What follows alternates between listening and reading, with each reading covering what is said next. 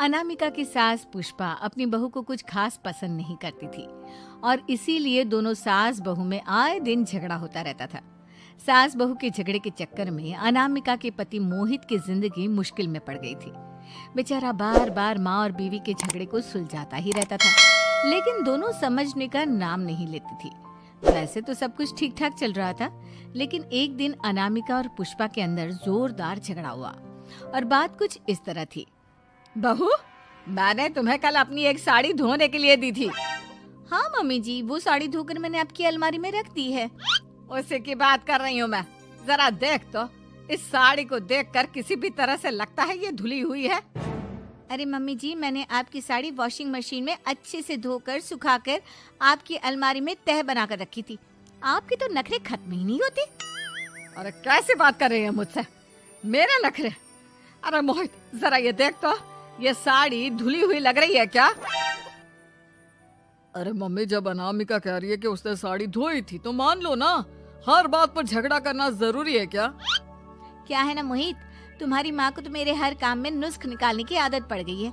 जब तक दो चार खरी खोटी सुना नहीं लेती ना, इनका दिन नहीं निकलता। अरे चुप कर, बहू होकर मुझे जवाब देती हो। एक तो गंदे कपड़े उठाकर अलमारी में रख दिए, ऊपर से कैंची की तरह कचर कचर बोली जा रही हो।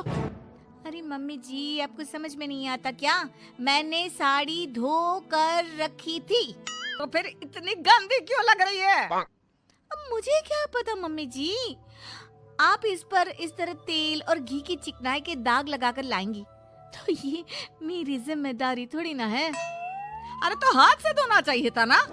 मैं आपकी बहू हूँ, नौकरानी नहीं जो एक कपड़ा रगड़ रगड़ कर हाथ से धो दूंगी। आपको पहननी है तो पहनिए, नहीं तो रख दीजिए। तुझे तो मैं अच्छी तरह बताऊंगी, मुझे जवाब देती है। एक दिन सुबह के वक्त, अरे अनामिका, मेरी व्हाइट शर्ट कहाँ है? आज ऑफिस में बहुत बड़ा प्रेजेंटेशन है और मुझे वो व्हाइट शर्ट पहन कर जाना है। मुझे पता है, आपने मुझे 2 दिन पहले ही बता दिया था और आपकी शर्ट मैंने धोकर अच्छी तरह आयरन करके अलमारी में लगा दी है। जाइए वहां से ले लीजिए। अनामिका, ये तुमने क्या किया? ये देखो, शर्ट पर लिपस्टिक का दाग लगा हुआ है और ये तो एक जगह से जल भी गई है। नहीं नहीं मोहित, ऐसा नहीं हो सकता। मैंने तो तुम्हारी शर्ट ठीक से इस्त्री करके अलमारी में लगाई थी। तो फिर ये जल कैसे गई अपने आप? अलमारी में लटके लटके थोड़ी ना जल जाएगी। पर मोहित, मुझे अच्छी तरह याद है। देखो, अपनी गलती को छुपाने की कोशिश मत करो। और अगर शर्ट जल भी गई थी तो तुम्हें पहले बताना चाहिए था ना। मैं नई शर्ट लेकर आ जाता। अब ऐन वक्त पर शर्ट कहाँ से लेकर आऊं? मेरा इतना इम्पोर्टेंट प्रेजेंटेशन था, सब खराब हो जाएगा। अरे बेटा, क्यों परेशान होता है? ये देख, मैंने तेरे लिए पहले से ही एक नई व्हाइट शर्ट ला कर रखी है। लेकिन मम्मी, आप मेरे लिए व्हाइट शर्ट क्यों लेकर आई? अरे मुझे पता था तेरा प्रेजेंटेशन होने वाला है और अपनी इस बहू पर तो मुझे बिल्कुल भी भरोसा नहीं। क्या पता मेरी साड़ी की तरह तेरी शर्ट भी गंदी करके रख देती। और देख, वही हुआ ना। बेटा, सारी टेंशन छोड़ और ये नई शर्ट पहन कर जा। थैंक यू मम्मी, आज तो आपने बचा लिया मुझे। अरे अनामिका, जानती हो, ऑफिस में मेरा जो दोस्त है ना अमर, आज उसका बर्थडे है और उसे तुम्हारे हाथ का चॉकलेट केक बहुत पसंद है। थोड़ा सा बनाकर टिफिन में रख दो ना प्लीज।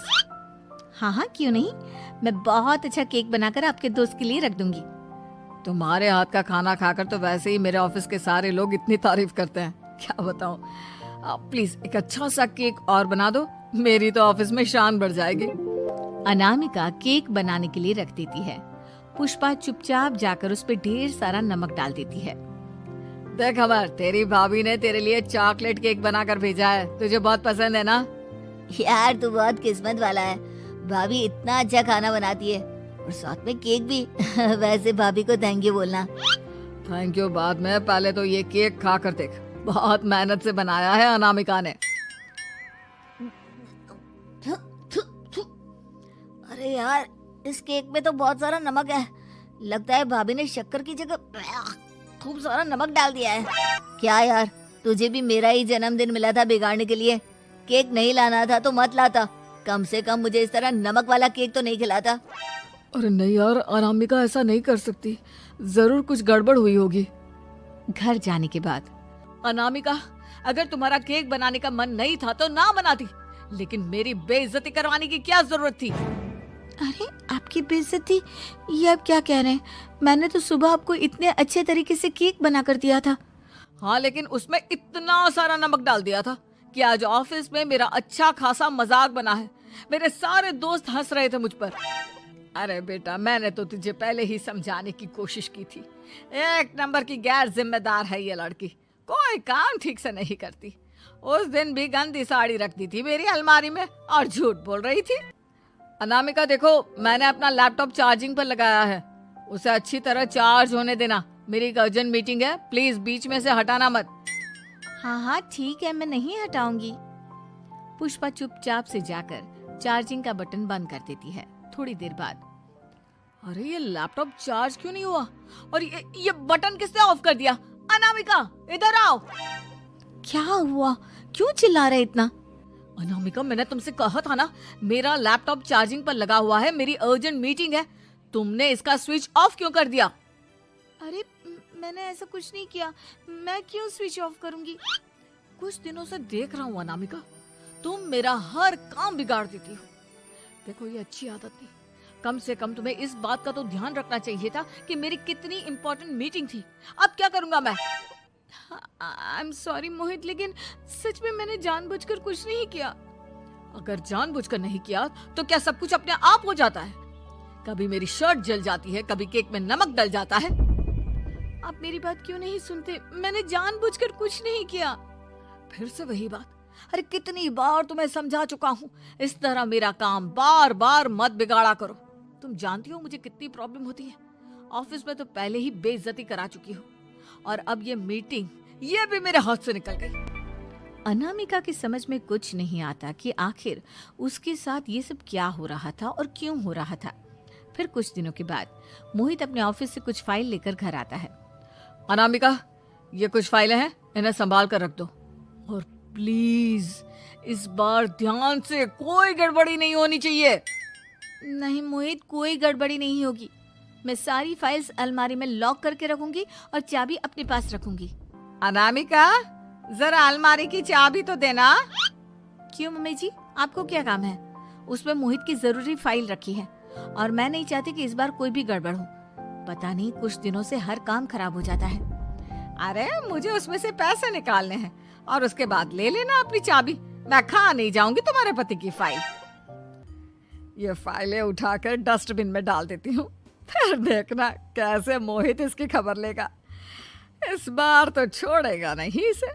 वैसे भी पहले मैंने जो कुछ भी किया है उसकी वजह से अच्छी खासी डांट पड़ी है, मजा आ जाएगा। अच्छा तो ये बात है, सारा काम मम्मी जी बिगाड़ देती हैं, वो भी इसलिए क्योंकि मेरा उनसे झगड़ा हो गया है।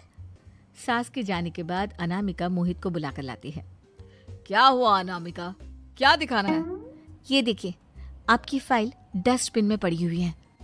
इसीलिए तो कहा था संभाल कर रखना, और तुमने उठाकर ये फाइल डस्टबिन में डाल दी। मैंने नहीं, तुम्हारी मम्मी ने डाली है, मुझसे बदला लेने के लिए, ताकि तुम मुझे डांटो। और अगर मैंने डाली होती तो मैं तुम्हें दिखाने के लिए बुलाकर तो नहीं लाती ना। सही कह रही हो, मैं अभी मम्मी से जाकर बात करता हूँ। मम्मी, सच सच बताइए, मेरी फाइल अलमारी में से निकालकर डस्टबिन में आपने डाली थी ना? अरे अपनी माँ पर इल्जाम लगाता है, शर्म नहीं आती तुझे? मैं इल्जाम नहीं लगा रहा हूँ मम्मी, जो सच है वही पूछ रहा हूँ। आप जल्दी से बताइए आपने ऐसा क्यों किया? अरे तो क्या करती, तेरी बीवी मुझसे झगड़ा करती है, उल्टे सीधे जवाब देती है, मुझे उससे बदला लेना था। अरे मम्मी, लेकिन आप दोनों के झगड़े के चक्कर में मेरा कितना नुकसान हुआ है, ये कभी सोचा आपने? मम्मी जी, अगर आपका बदला पूरा हो गया हो तो आइंदा ऐसी कोई हरकत मत करना, क्योंकि अब आपकी सच्चाई हमारे सामने आ चुकी है। यह तो वक्त ही बताएगा मैं क्या करूंगी और क्या नहीं। मम्मी जी, कहा ना आप ऐसा कुछ नहीं करेंगी। अरे मेरी जो मर्जी आएगी वो मैं करूंगी। मेरा सर घूम रहा है, सास बहू के झगड़े में मेरी जिंदगी का तो कचरा हो गया है, कचरा।